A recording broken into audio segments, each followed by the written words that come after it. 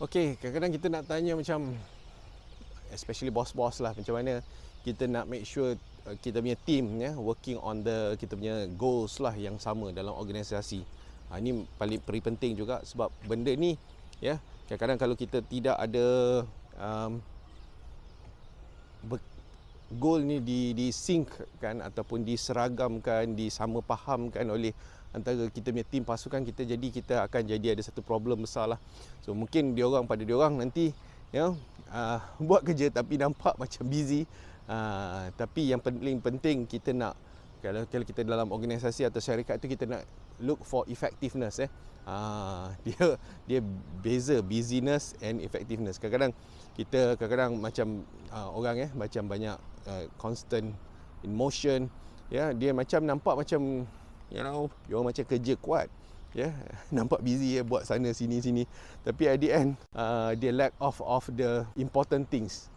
Jadi ni sebagai manager lah, kita kena alignkan perkara ni supaya biar dia orang buat pekerja yang important, bukan hanya perkara yang nampak busy tapi tak ada impact pada organisasi. So pertama sekali, apa yang kita boleh buat sebagai bos-bos, pertama sekali kita kena share kita punya organisation goal.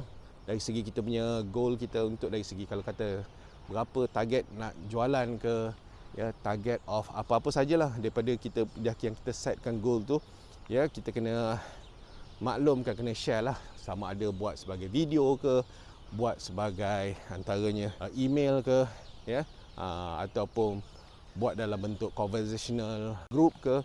Yang penting benda yang kita nak cerita tu kena sentiasa kena share, lepas tu kalau boleh kita kena ada satu carta yang ataupun benda yang kita punya team boleh sentiasa ingat, apakah benda yang kritikal untuk kita punya organisasi untuk tackle, dan manakah dia punya peranan dia orang untuk mainkan, untuk reach untuk daripada skill set dia orang lah ataupun bakat dia orang untuk tackle upon that.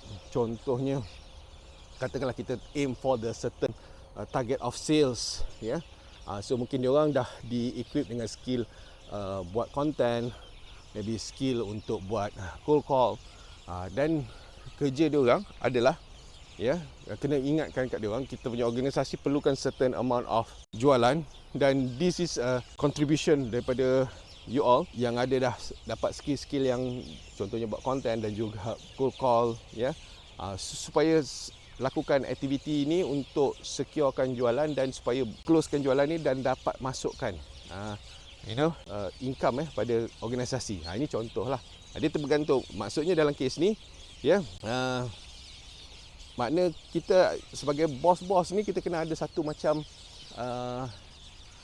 kira satu benda tempat yang kita punya team boleh tahu, nampak kita punya macam dashboard lah yang kita boleh tengok untuk berapakah kita punya aim kita untuk kita dapat kita punya small wins kita untuk kita dapatkan kita punya ultimate goal.